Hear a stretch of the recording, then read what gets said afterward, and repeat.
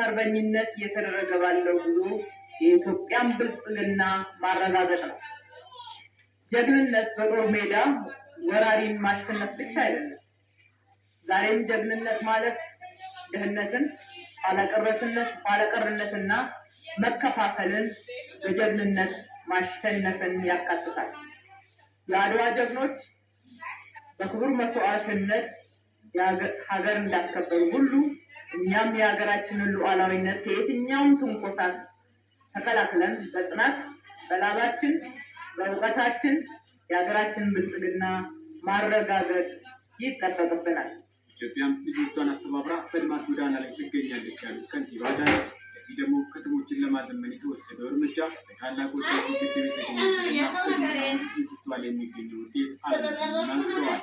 እንደ ታላቁ ህዳሴ ግድብ ያሉ ግዙፍ ፕሮጀክቶች የስንዴ አብዮት ከልመና ከተረጂነት ራሳችንን ወደ መቻል እስከ መላክ የአረንጓዴ አሻራ የመዲናችን አዲስ አበባ እንደ ስሟ ውብ አበባ የማድረግ የትራንስፎርሜሽን ስራዎች እና የተጀመሩ ሌሎች የልማት ስራዎች ጉዞ ሁሉ የአዲሱ ዘመን የአድዋ ድሎቻችን ናቸው።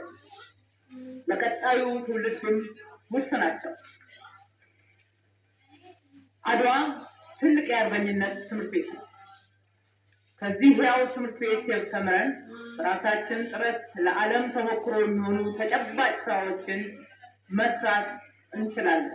በቀጣይ የባህር በር ተጠቃሚነትን በማረጋገጥ የዚህ ዘመን ሌላኛው አድዋ እናረጋግጣለን ሲሉ አጽንኦት ሰጥተዋል። በአንድነት ቆመን የኢትዮጵያን አይቀሬ ብልጽግና እውነት እናደርጋለን ስንል እንዲሁ አየር ላይ የምንናገረው ሳይሆን በርካታ የሚታዩ የሚጨበጡ የለውጥ ፍሬዎችን ይዘን ነው።